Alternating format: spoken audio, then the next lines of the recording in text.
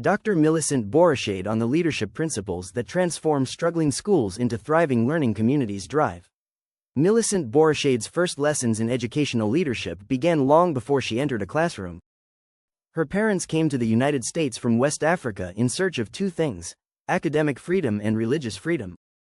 Like many immigrants, they believed the country would offer their children opportunities that had been out of reach at home.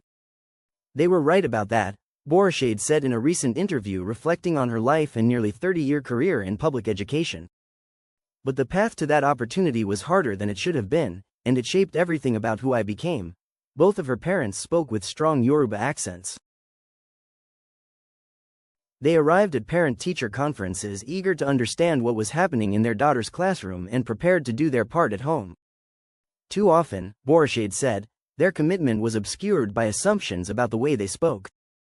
They were often met with impatience, sometimes outright dismissal, because English was not their first language, she said. I watched them try to advocate for their child in rooms that were not built to hear them. My mother was extremely frustrated by it. My father decided to push through anyway. They responded by making certain their daughter arrived at school ready. Her homework was completed.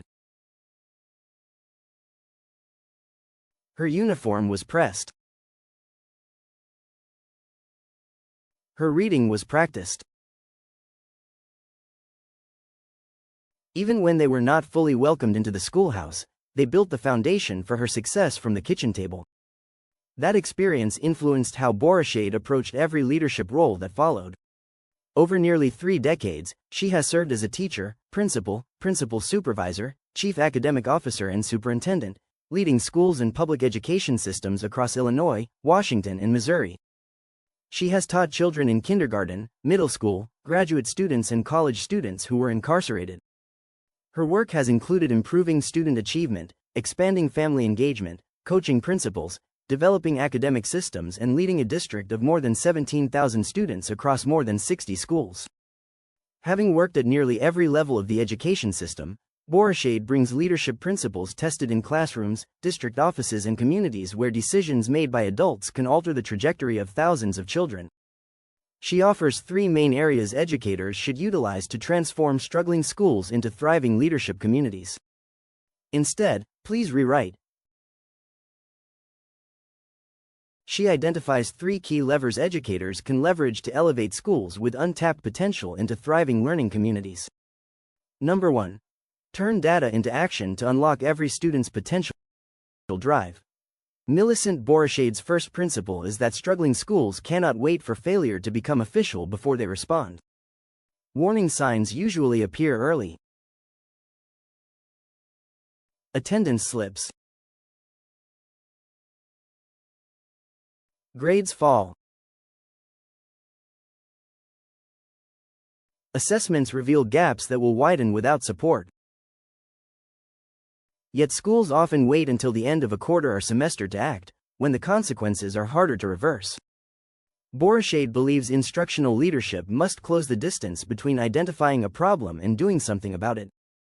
As a senior district leader, she required teams to review high school grades during the 4th week of each semester.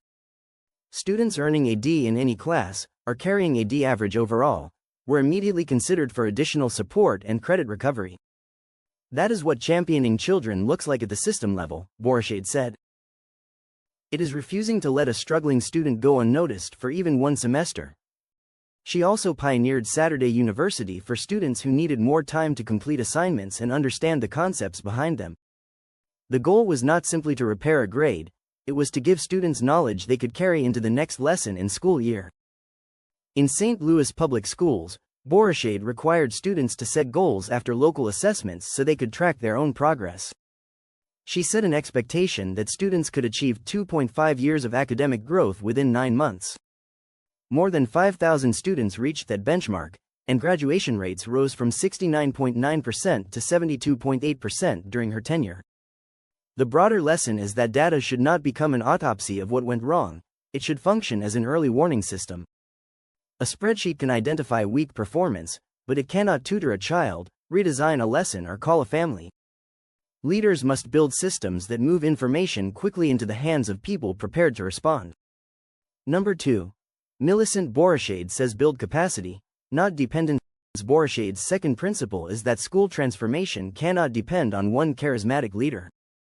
A superintendent may set the direction, but lasting improvement requires teachers, principals and support staff who understand the mission and can make sound decisions when the senior leader is not in the room. A superintendent's true legacy includes a shared vision and a systems approach. Systems strong enough so that teachers, principals, and support staff understand the mission deeply enough to make sound decisions in the absence of the superintendent, guided by a shared understanding and what's best for children. Systems will outlast people. Include this somehow. I intentionally hire and surround myself with smart, capable people and lean on their expertise when challenges and obstacles arise, Dr. Borishade said. Just as important, I make sure people are included, not merely informed. The distinction is central to her approach to organizational leadership. Informing people tells them what has already been decided. Including them allows them to define the problem, shape the response and take ownership of the result. The distinction is central to her approach to organizational leadership. True inclusion invites people to define what is possible, shape the response, and take ownership of the result, which ultimately moves beyond simply informing them of decisions already made. As a school improvement officer in Washington's Kent School District, Borishade supported 14 elementary schools and provided professional development for their principals. 7 earned state recognition for progress or achievement in mathematics, English language arts, multilingual learning and educational innovation. Her role was not to create identical schools. It was to help leaders study instruction, identify the needs of their students and build systems of continuous improvement that meet the needs of every student they served. Borishade also points to educators she mentored who later became principals, administrators, counselors and student support leaders. Their advancement represents another measure of leadership success. Effective leaders do not merely improve results during their own tenure, they develop people capable of carrying the work into other schools and communities. We never lose, Borishade tells her teams. We either win or learn, and on good days, we do both. Not sure that I understand this sentence, so here's my suggestion. Learning is the beginning of progress. It requires leaders to honestly examine what needs adjusting, change course and resist defending an ineffective strategy simply because they created it. In strong school cultures, accountability and trust work together and are essential for the success of every student. Learning, however, is not an excuse for weak performance. It requires leaders to examine what failed, change course and resist defending an ineffective strategy simply because they created it. In strong school cultures, accountability and trust work together. Teams are more willing to confront difficult results when improvement, rather than blame, is the goal. Number 3. Focus on empathy and integrity. Drive.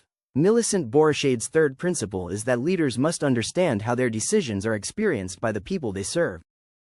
That belief shaped her work expanding the Parent Academy for Student Achievement, or PASA, in Kent. The program engaged more than 500 families, helping immigrant parents navigate the American education system and advocate for their children. Parents are a child's first teachers, Borishade said. Families, schools and communities do their best work when they treat a child's success as something they co-author together. One student's GPA rose from 0.6 to 2.7 after the parents completed the program and became more involved. Another family came to understand outdoor education and allowed their daughter to attend camp. Those outcomes reinforced Borishade's view that family engagement is an academic strategy, not a public relations function. Schools cannot expect parents to become effective partners if leaders have not explained a system, listened to concerns or created meaningful opportunities for participation. That commitment guided Borishade when she inherited a transportation crisis on her first day as superintendent in St. Louis. She traveled the route students were expected to take at 5:30 a.m. It was dark. It was scary, she said.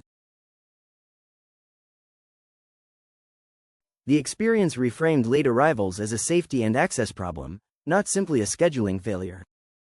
Borishade later moved the district away from a fragmented system involving 14 vendors and secured a $30 million contract that provided 220 new buses, including 55 equipped for students who receive special education services. Families could also track students through identification technology. Her process begins with empathy, but it does not end there.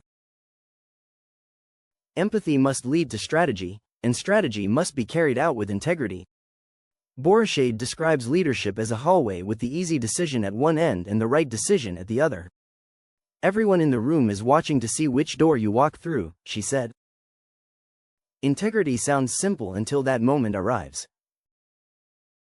After nearly 30 years in public education, Borishade's message is rooted in integrity. Thriving learning communities are built through disciplined, principled choices, intervening early, developing leaders honestly, inviting families into the work, understanding the human consequences of policy, and honoring the potential of each student. Above all, choose the decision that protects a student's future. I like this. How can we keep this? No child's future should ever be sacrificed on the altar of convenience, consensus, or fear, Borishade said. I became an educator because I watched two immigrant parents face a school building that was not built to hear them and refused to let that stop them from raising me well.